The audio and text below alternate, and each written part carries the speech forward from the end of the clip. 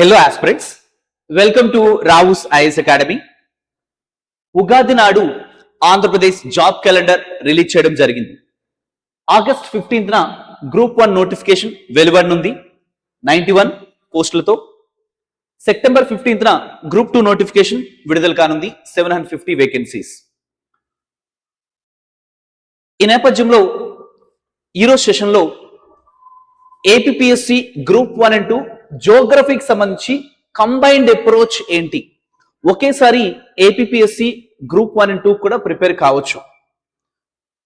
So కాకపోతే ఏంటంటే systematic గా ఆర్గనైజ్డ్ గా చదవాల్సినటువంటి ఆవశ్యకత ఉంటుంది. ఈ సబ్జెక్ట్ కూడా, ఈ సబ్జెక్ట్ కి ఒక యూనిక్ స్ట్రాటజీ అనేది ఉంటుంది.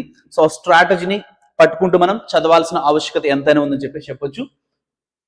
So friends, first of all group 2కి సంబంధించి బ్రీఫ్ డిస్కషన్ చేస్తూ వద్దామండి. చూడండి, ఇక్కడ group 2 geography weightage 30 marks prelims లో. So topics to be covered, ఇక్కడ weightage and importance, syllabus, we have to understand the syllabus, then focus areas, what are the areas to be focused, single resource strategy, how to prepare the subject, PYQ based themes, read, revise and remember technique. See, APPSC group 2 విషయానికి వస్తే Geography ఇక్కడ 3 dimensions లో మనం చూడొచ్చు. General and physical Geography, economic Geography India and Andhra Pradesh, then human Geography India and Andhra Pradesh. ఈ విధంగా మనకి divide చేయడం జరిగింది సిలబస్ అనేది, మీరు ఒకసారి గమనిస్తే. ఓకే, నా ఇక్కడ చూడండి.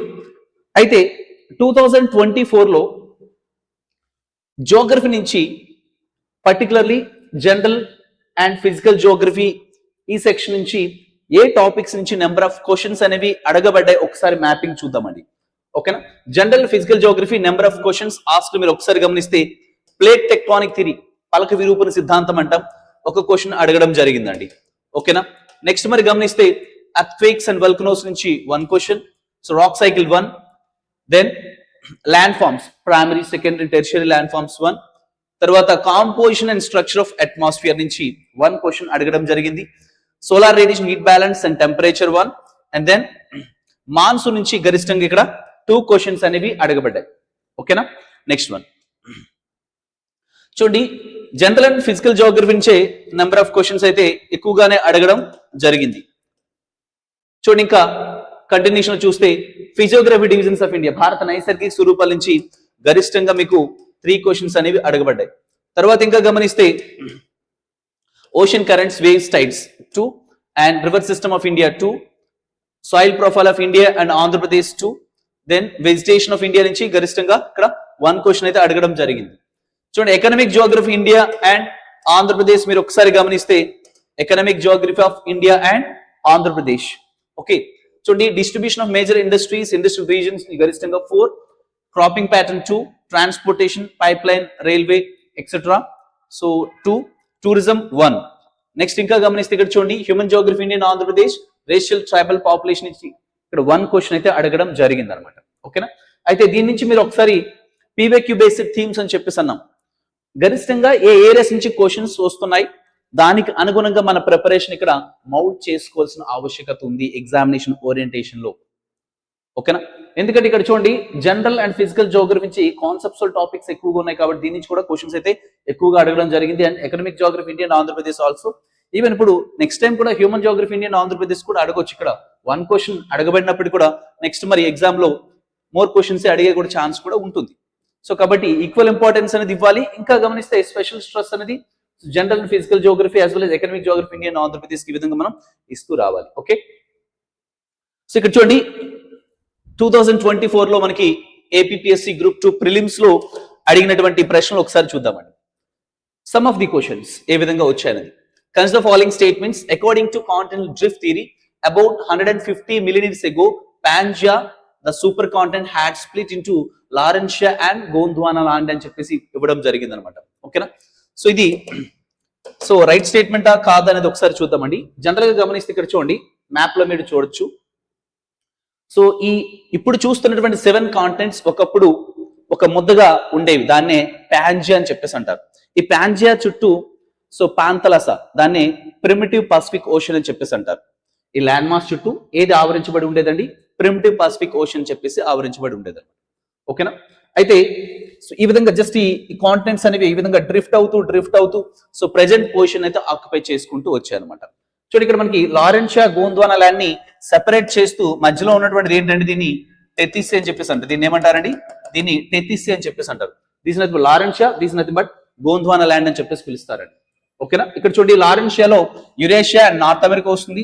అండ్ ఇక్కడ మనకి ఇక్కడ గోండ్వానా ల్యాండ్ లో తీసుకున్నట్లయితే African continent, south America, so Indian sub continent, Antarctica, Australia, ఈ విధంగా డ్రిఫ్ట్ అవుతూ ప్రెజెంట్ పొజిషన్ అయితే ఆక్యుపై చేసుకుంటూ వచ్చాయి అనమాట. ఓకేనా?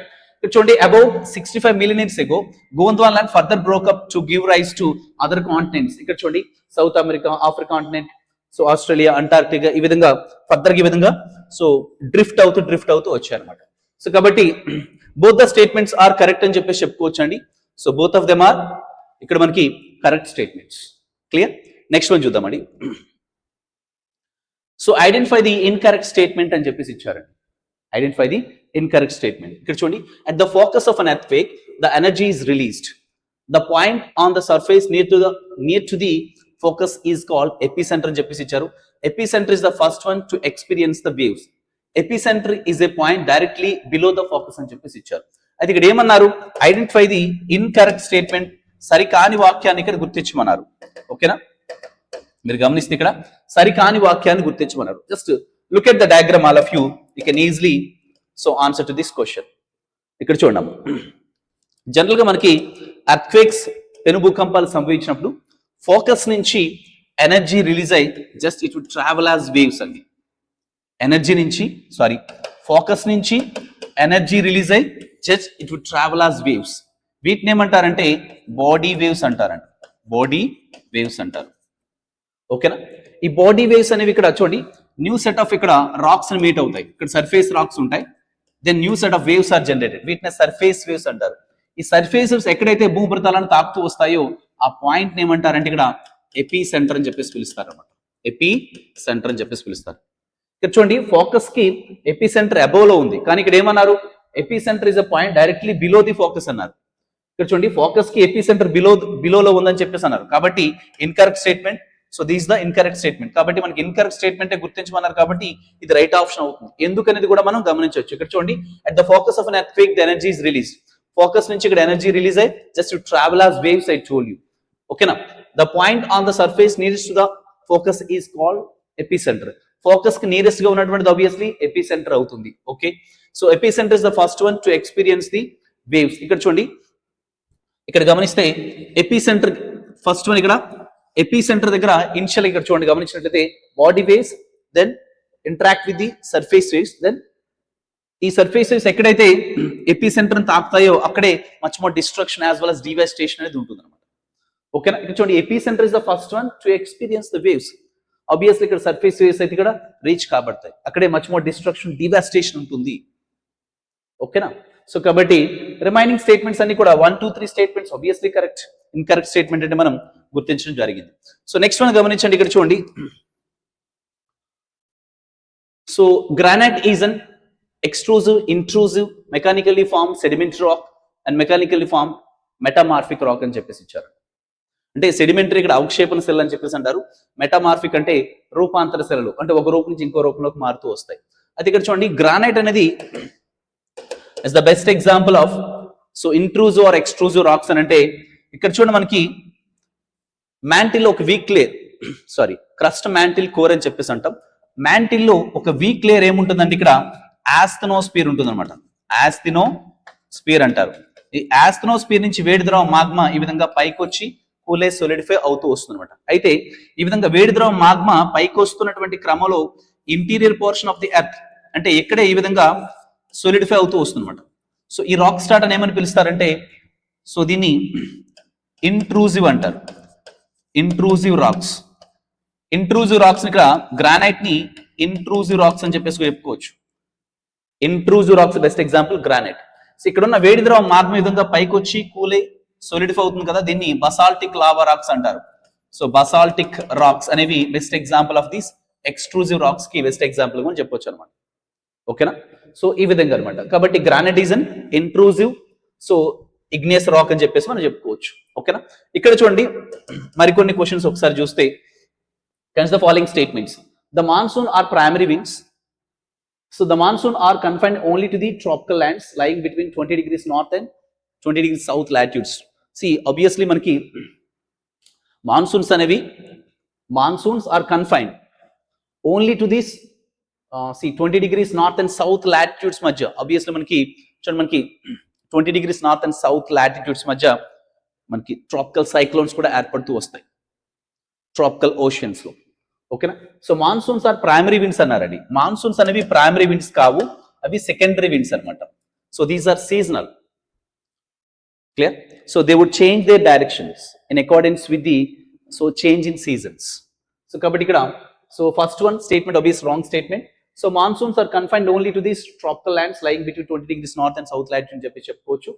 So distribution of rainfall received from the south west monsoons is govern mainly by the relief of the country. For example Indian context లో తీసుకున్నట్లయితే మనకి ఇక్కడ సో నార్థన్ పార్ట్ ఆఫ్ ఇండియాలో మనకి ఇక్కడ హిమాలయస్ ఉన్నాయి కాబట్టి ఈ చూడండి సౌత్ వెస్ట్ మాన్సూన్ విండ్స్ ఈ విధంగా మనకి హిమాలయస్ తాకి సో ఇండియాలోనే మొత్తం వర్షం అంతా కూడా కురిసే విధంగా చేస్తూ వస్తాయి.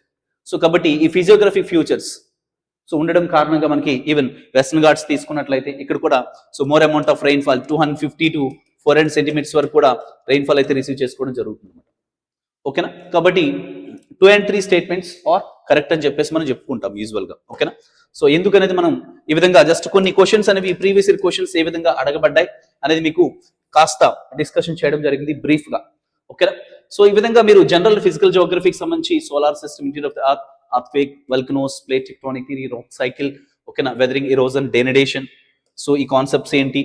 ఓకేనా? So next one land forms, solar radiation, heat balance and temperature, atmospheric circulation, air mass trends, tropical extratropical cyclones. So tropical cyclones కి ఎక్స్ట్రాపికల్ సైక్లోన్స్ కి ఉన్నటువంటి ఫండమెంటల్ డిఫరెన్సెస్ ఏంటి? ఓకేనా? So tropical cyclones would always form in and around this low pressure region, whereas extratropical cyclones would always form in and around this high pressure regions అన్నమాట. ఓకేనా? So వీటి మీద మనకి tropical extratropical cyclones సంబంధించి questions కూడా అడగొచ్చు. Ocean currents, waves, tides. So what is the ocean current, classification of ocean current, significance. So tides also same. ఓకేనా? Mechanism of monsoon in India, definitely ఒక క్వశ్చన్ అయితే ఇక్కడ అడగడం జరిగింది. మెకానిజం ఆఫ్ మాన్సూన్ ఇన్ ఇండియాలో even 2 questions అడగబడ్డాయి.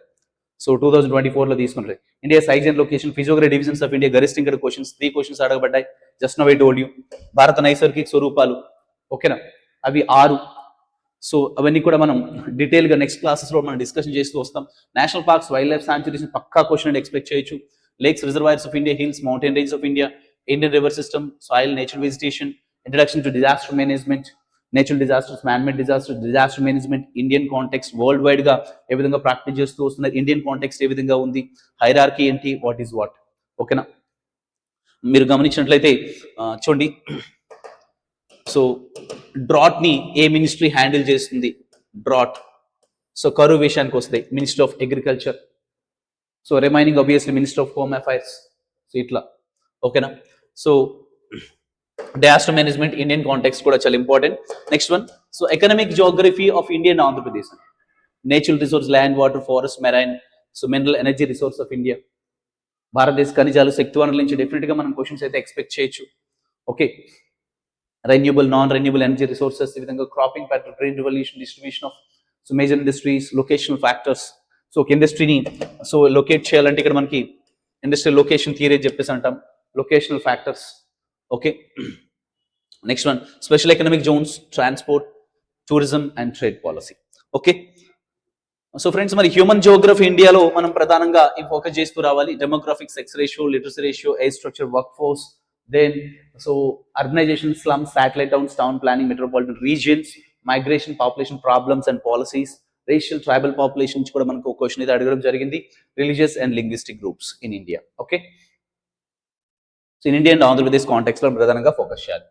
మరి group 1 విషయానికి వస్తే ఇప్పటి వరకు నేను జస్ట్ గ్రూప్ 2 కి సంబంధించి బ్రీఫ్ గా మాట్లాడడం జరిగింది. అండ్ గ్రూప్ 1 కి సైమల్టేనియస్ గా రెండింటికి సైమల్టేనియస్ గా మనకి గ్రూప్ 1 సో గ్రూప్ 2 కి జియోగ్రఫీ తీసుకున్నట్లయితే సో మోర్లెస్ సేమ్ గానే ఉంటుంది. ఓకేనా? చిన్న చిన్న చేంజెస్. సో గ్రూప్ 1 కి వస్తే కాస్త అనాలిసిస్ అనేది చాలా ఇంపార్టెంట్. ఓకేనా? సో కంపారిటివ్గా చదువుతూ రావాలి. ఓకే, సో కాబట్టి సో కాస్త ఇన్ డెప్త్ ఆన్సర్ రైటింగ్ ఉంటుంది కాబట్టి మనం కాస్త ఎనాలిసిస్ ఓరియంటేషన్లో ఓకే, సో ఎనాలిసిస్ ఓరియంటేషన్ చదవాల్సినటువంటి ఆవశ్యకత ఉంటుంది. That's it. ఓకే, సి ఇక్కడ చూడండి పేపర్ 1లో మనకి ఇక్కడ జియోగ్రఫీ మెన్షన్ చేయడం జరిగింది. పేపర్ 1లో ఇక్కడ ఓకే, ప్రిలిమ్స్ విషయానికి వస్తే గ్రూప్ 1కి వస్తే ప్రెసెంట్ ఎగ్జిస్టింగ్ సిలబస్ ఒకసారి మీరు గమనిస్తే ఇక్కడ చూడండి general Geography, physical Geography, social Geography, economic Geography, దానికి సంబంధించి సో కాంపోనెంట్స్ అన్ని కూడా మనం డిస్కస్ చేస్తూ వచ్చాం right now. Clear? So more or less same గానే ఉంటుంది, కాస్త ఇన్ డెప్త్ గ్రూప్ 1కి వచ్చినప్పటికీ. That's it. సో ఇక్కడ చూడండి మళ్ళీ అగైన్ మెయిన్స్ విషయానికి వస్తే మీకు ఇక్కడ పేపర్ 2లో 2 qualifying in nature, so paper in Telugu as well as English, and merit based papers ఏవైతే ఉన్నాయో paper 1, paper 2, paper 3, paper 4 and paper 5. So వీటి నుంచి మనం తీసుకున్నట్లయితే ఇక్కడ చూడండి ఇందులో పేపర్ 2 ఒకసారి మీరు గమనిస్తే పేపర్ 2లో history and culture, Geography India and Andhra Pradesh అని చెప్పేసి ఇచ్చారు. So India as well as AP Geography అనమాట. ఇవి ఇక్కడ మనం ప్రధానంగా ఫోకస్ చేయాలి. ఇక్కడ చూడండి మనకి గ్రూప్ 1 మెయిన్స్ విషయానికి వస్తే పేపర్ 2లో Geography India and Andhra Pradesh. So దీంట్లో కూడా మనం ఈజీగానే కవర్ చేసుకోవచ్చు. Physical futures and resources, economic Geography, social Geography, fauna and flora, fauna and Geography, environmental Geography. So యూజువల్గా మనం సింపుల్గా కవర్ చేసుకోవచ్చు అండి. సింగిల్ రిసోర్స్ స్ట్రాటజీ ఏంటంటే ఇక్కడ మనకి first of all you have to read NCERTs అండి. సో ఇందులో గమనిస్తే మీకు ఇక్కడ చూడండి resource and development, India people and economy. So ఇందులో మీకు mechanism monsoon in India proper గా కవర్ చేయడం జరిగింది. ఇందులో mechanism monsoon India proper cover చేయడం జరిగింది. సో ఇక్కడ చూడండి ఫండమెంటల్స్ ఆఫ్ ఫిజికల్ జియోగ్రఫీ కాస్త ట్రికీగా ఉంటుంది. సో దీని నుంచి మనం మోర్ క్వశ్చన్స్ ఎక్కువగా ఎక్స్పెక్ట్ చేయొచ్చు. So class 11th NCERT, so climatology concepts ఇక్కడ బాగా ఇవ్వబడ్డాయి. So India people and economy ఇక్కడ ఎకనామిక్ జియోగ్రఫీ కవర్ అవుతుంది, అండ్ హ్యూమన్ జియోగ్రఫీ ఇండియా ఇక్కడ బాగా కవర్ అవుతూ వస్తుంది ఇలా. సో తెలుగు మీడియం అభ్యర్థులు అయితే so world India and Andhra Pradesh Geography by ఏడివి Ramana Raju, ఏడివి Ramana Raju పుస్తకం మీరు ఫాలో కావచ్చు. ఏడివి రమణరాజు ఓకేనా. So integration of current affairs with the static syllabus. Obviously మనం సో న్యూస్ పేపర్తో అప్డేటెడ్గా ఉండాలి, జియోగ్రఫీ న్యూస్ పేపర్తో అప్డేటెడ్గా ఉండాలి తప్పనిసరిగా. అండ్ తర్వాత గమనిస్తే ఈ 6th to 12th ఎన్సీఆర్టీస్తో పాటు మీరు చదవాల్సినటువంటిది certificate course in geography by G C Leong ఓకేనా. Certificate course in geography by G C Leong ఈ పుస్తకం కూడా మీకు చాలా బాగా హెల్ప్ అవుతుందండి ఓకేనా. సో బెస్ట్ పిక్టోరియల్ డయాగ్రామ్స్ అన్ని కూడా చాలా క్లియర్గా ఇవ్వబడ్డాయి, మీకు ఈజీగా అర్థమవుతుంది అనమాట కాన్సెప్ట్స్ అనేవి. నెక్స్ట్ వన్ గమనిస్తే సింగిల్ రిసోర్స్ స్ట్రాటజీలో భాగంగా so we have to go through the NCERTs. Just now I told you. So note making whenever you go through the NCERTs, whenever you go through any material, selective materials చదవాలి. So only one source multiple times revision చేస్తూ రావాలి. So note making plus PYQs, revise, remember technique, repeat plus map reading is the need of the our friends. So read, revise and remember technique okay. So friends మరి ఈ నేపథ్యంలో Rao's IAS academy APPSC group 1 and 2కి సంబంధించి free awareness seminar అయితే conduct చేస్తూ వస్తుంది. ఎప్పుడనంటే 28th March morning 10 AM.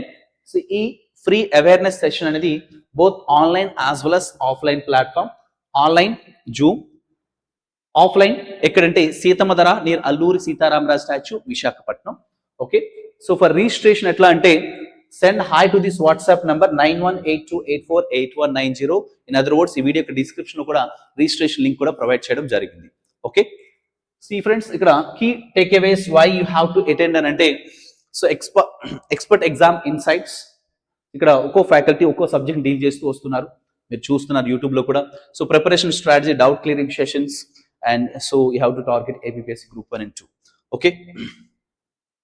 So friends ఈ నేపథ్యంలో Rao's IAS academy April 1st నుంచి group 1 Prerana elite and APPSC group 2 so group 2 Deeksha batch అనేవి ప్రారంభించబడుతున్నాయి ఓకేనా. ఈవెన్ గ్రూప్ 2లో కూడా 500+ hours of live interactive class వస్తాయి ఓకేనా.